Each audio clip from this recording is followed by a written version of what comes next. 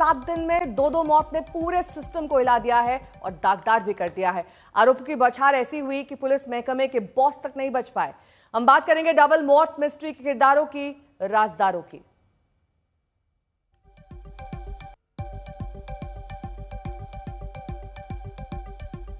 हरियाणा के पुलिस महकमे में मौत मिस्ट्री के दूसरे बड़े किरदार की थोड़ी देर में अंतिम संस्कार होना है। थोड़ी देर पहले ही एएसआई संदीप लाठर का रोहतक पीजीआई में पोस्टमार्टम किया गया है। संदीप लाठर की मौत को लेकर परिवार ने एफआईआर दर्ज कराई, जिसमें आईपीएस पूरन कुमार की आईएएस पत्नी का भी नाम शामिल है।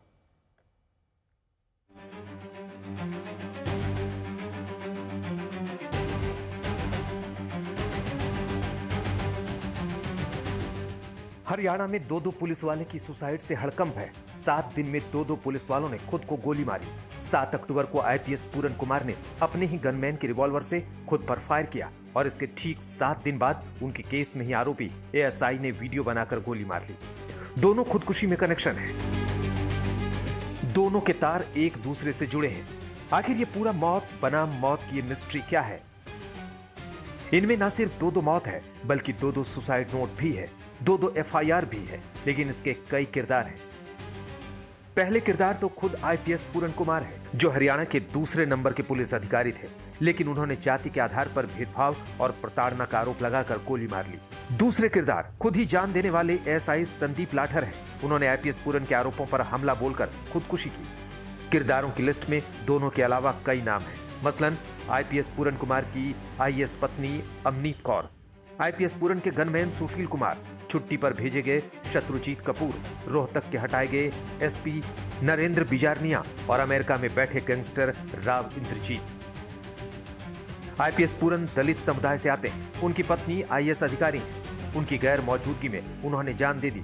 अपने 8 पन्नों की सुसाइड नोट में उन्होंने 15 पुलिस अधिकारियों के नाम लिए, जिनमें हरियाणा के डीजीपी शत्रुजीत कपूर से लेकर रोहतक के एसपी और एएसआई संदीप लाठर शामिल हैं।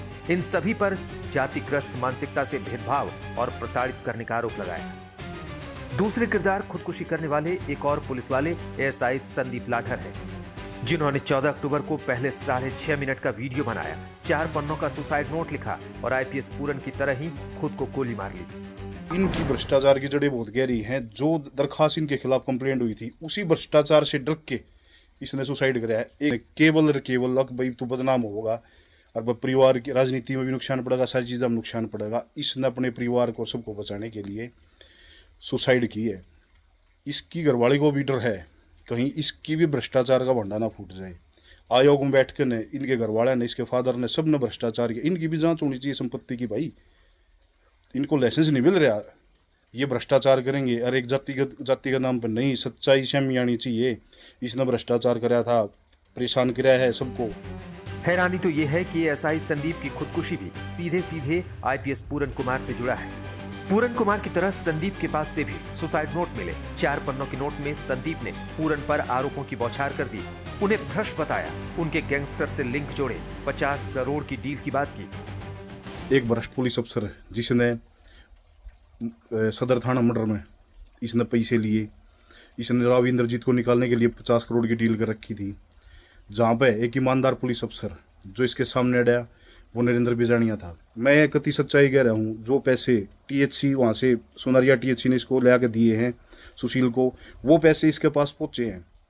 इसका डैशबोर्ड, गाड़ी के डैशबोर्ड में पैसे थे, वो पैसे इसकी लड़की ने लिए हैं। यू पैसे तो नूट गया, कहते पीछे बिरा लग गया। संदीप का दावा है कि आईपीएस पूरन के गैंगस्टर इंद्रजीत से गहरे रिश्ते रहे। केस ड्रॉप करने के लिए उनसे 50 करोड़ की डील हुई। ये वही राव इंद्रजीत है जो मंजीत मर्डर केस में नामजद है। यहाँ तक कि ब्लॉगर एल्विश के घर गोली चलवाने में भी उसी का हाथ बताया जा रहा है। इस मामले में तीसरे अहम किरदार पूरन कुमार की आईएएस पत्नी है। पति की मौत के वक्त वो डिप्टी सीएम के साथ ऑफिशियल टूर पर विदेश में थी। पति की मौत पर उन्होंने डीजीपी पर एक्शन की मांग की। जब तक सुसाइड के एक और किरदार डीजीपी शत्रुजीत कपूर छुट्टी पर नहीं भेजे गए, उन्होंने ना तो पोस्टमार्टम की इजाजत दी, न ही पति का अंतिम संस्कार किया। मामले में सबसे अहम किरदार अमेरिका में बैठा वो गैंगस्टर है। खुदकुशी करने वाले एएसआई ने उसका लिंक पूरन कुमार से जोड़ा। उसका केस ड्रॉप करने का आरोप लगाकर 50 करोड़ की डील का आरोप लगाया। चंडीगढ़ से अमन भारद्वाज और कमलजीत संधू के साथ आज तक ब्यूरो।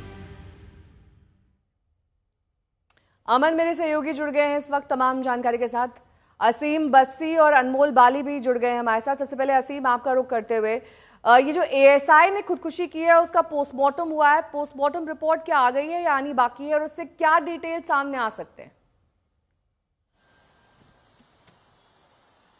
देखिए, एएसआई ने अपने आप को गोली मारकर जो है सुसाइड की थी और काफ़ी परिवार को कन्विंस करने के बाद जो है आज पोस्टमार्टम हुआ, पोस्टमार्टम खत्म हुआ है। लेकिन अभी तक पोस्टमार्टम की रिपोर्ट जो है पब्लिक नहीं की गई है और डेफिनेटली जो कि प्रोसीजर है, जो इन्वेस्टिगेटिंग ऑफिसर है उनको जो है पोस्टमार्टम रिपोर्ट दी जाएगी। लेकिन अभी हरियाणा पुलिस का सारा फोकस यही है कि पोस्टमार्टम के बाद संस्कार जो है उसका हो जाए। अब वो जुलाना लेके गए हैं क्योंकि वो जुलाना के नेटिव हैं, तो वहाँ लेके गए हैं, डेड बॉडी को वहाँ जा रही है रास्ते में और वहाँ उनका जो है अंतिम संस्कार होगा और उसके बाद जो है इन्वेस्टिगेशन गेयर अप होगी जिसमें वो पोस्टमार्टम रिपोर्ट को भी देखा जाएगा कि एग्जैक्टली डेफिनेटली उनकी डेथ जो है वो तो बुलेट इंजरी से हुई है, लेकिन और इसमें क्या क्या सिम्टम्स थे वो सारे खंगाले जाएंगे। लेकिन इन्वेस्टिगेशन जो उन्होंने पर्चा दर्ज कराया है उनके परिवार ने अमनीत के खिलाफ या अमित रतन के खिलाफ या सुशील के खिलाफ, तो किस तरह वो उनको प्रेशराइज जो एलिगेशंस था कि हम प्रेशराइज किया और मजबूर किया है कदम उठाने के लिए, तो उसमें क्या वैल्यू है उसको इन्वेस्टिगेटिंग ऑफिसर जो है इन्वेस्टिगेट करेगा। जी ठीक है, अनमोल बाली भी हमारे साथ जुड़ गए हैं तमाम जानकारी के साथ। अनमोल, काफ़ी सारी डिटेल्स तो कॉल से भी सामने आई होंगी, किस तरीके से एएसआई जो अपने बयान में कह रहे हैं कि मुझे प्रेशराइज किया जा रहा था कि भ्रष्टाचार उजागर ना हो क्योंकि सभी लोग इस मामले में लिप्त हैं। ऐसे में जो एफआईआर जिन नामों के खिलाफ दर्ज हुई है अब जांच के घेरे में वही रहेंगे। नेहा कि जैसे कि आप जानते हैं संदीप लाठर की आत्महत्या के बाद हरियाणा में जो सियासत में भी बवाल है, पुलिस एडमिनिस्ट्रेशन में भी कहीं ना कहीं इस मामले को लेकर एक एम्बेरसमेंट का माहौल है। उसी बीच संदीप लाठर की जो वीडियो वायरल हुई उसमें जिसका उन्होंने नाम लिया उन नामों के खिलाफ कार्रवाई हुई और कल शाम को देखा गया कि उनके खिलाफ एफआईआर भी दर्ज कराई गई, चाहे वो पूर्ण कुमार की पत्नी अमनीत कुमार हो और चाहे सुशील कुमार जो गनमैन थे जिनके वो केस के आईओ थे, जिन पर भ्रष्टाचार का आरोप था, एक शराब कारोबारी से रिश्वत लेने का आरोप था, और साथ ही अमित रतन जो पूर्ण कुमार के रिश्तेदार भी हैं और पंजाब में आम आदमी पार्टी से बठिंडा रूरल के एमएलए भी हैं, उनका भी जो नाम है वो एफआईआर में दर्ज कराया गया है। कल देखा गया कि सुबह से लेकर शाम तक परिवार में जो असंतोष का माहौल था, हरियाणा के मुख्यमंत्री आते हैं, आश्वासन देते हैं और शाम तक एफआईआर भी दर्ज करा ली जाती है और भी जो परिवार की मांगे थी, नौकरी को लेकर हो, कुछ दर्जे को लेकर हो, वो भी सरकार मान लेती है, जिसके बाद जो परिवार है पोस्टमार्टम के लिए जो बॉडी है वो हैंड ओवर कर देता है। अभी कुछ ही देर पहले पोस्टमार्टम की जो प्रक्रिया है वो खत्म हुई है और यहाँ से जो बॉडी है रोहतक पीजीआई से उसने अपना जो सफर है जुलाना के लिए शुरू कर दिया है। वहां भी देखा जाएगा कि सियासत से लेकर ब्यूरोक्रेसी तक जो बड़े नाम है हरियाणा के वहां पहुंचेंगे, चाहे कांग्रेस से दीपेंद्र हुड्डा हो, हरियाणा में जो मंत्री हैं वो आएंगे और साथ ही देखा जाएगा कि ओपी सिंह जो नए डीजीपी हैं, जिनको कार्यभार डीजीपी बनाया गया है शत्रुजीत कपूर की जगह जब उनको लीव पर भेजा गया, वो भी वहां पहुंचेंगे, परिवार के साथ बातचीत करेंगे, सांत्वना देंगे। तो इस मामले में देखा जा रहा है कि ऑपोजिशन कहीं ना कहीं भारतीय जनता पार्टी को इस मामले पे घेरा, पर वहीं बीजेपी ने एफआईआर कर इस मामले को मैनेज करने की कोशिश की है। बने रहिए हमारे साथ। इस बीच हरियाणा पुलिस के 2 अधिकारी ने जान दे दी, आरोप भी पुलिस वालों पर ही लगाया, जांच भी वहीं की पुलिस कर रही है। 3 तस्वीरें आपके सामने। एएसआई सुसाइड मामले में एफआईआर दर्ज हो चुकी है जिसमें पूरन सिंह की पत्नी का भी नाम है, आत्महत्या के लिए उकसाने का इन पर आरोप लगा है। तो अब आईपीएस और एएसआई की आत्महत्या का कौन जिम्मेदार है, ये पेच अभी अनसुलझा है।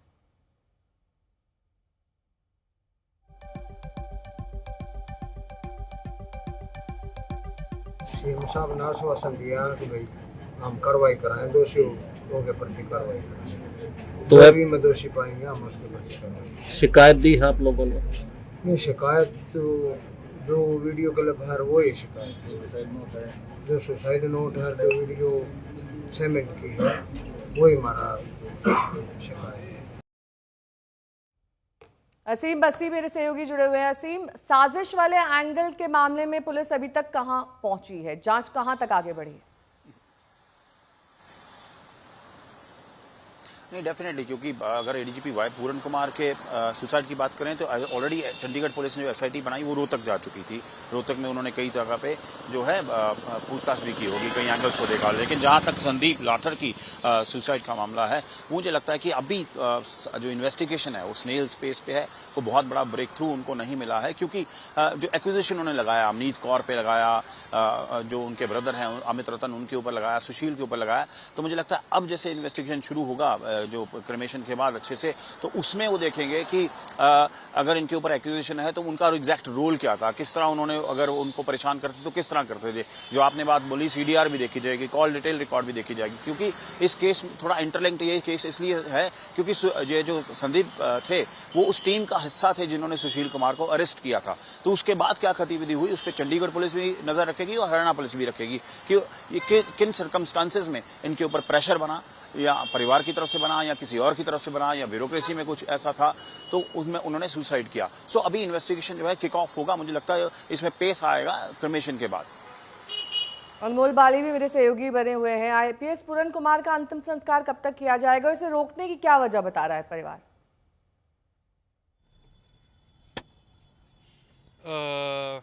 नेहा, पहले बताऊं कि संदीप लाठर का अंतिम संस्कार जो है वो आज शाम तक होने की उम्मीद है।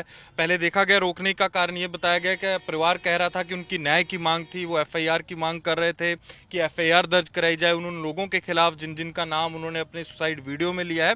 उसी को देखते हुए वाई पूरन कुमार की पत्नी अमनीत कुमार पर एफआईआर दर्ज की गई, अमित रतन पर दर्ज की गई, सुशील कुमार पर दर्ज की गई जो पीएसओ थे जिन पर भ्रष्टाचार का आरोप था। और वहीं साथ ही परिवार की कुछ मांगे और थी कि एक सरकारी नौकरी भी दी जाए, और साथ ही जो कुछ दर्जे को लेकर जो परिवार की कुछ मांगे थी वो भी शाम को देखा गया कि जो एडमिनिस्ट्रेशन से लोग आए थे, अफसर आए थे और परिवार के जो लोग थे उन्होंने बातचीत। बहुत शुक्रिया आप दोनों का इस तमाम जानकारी के लिए।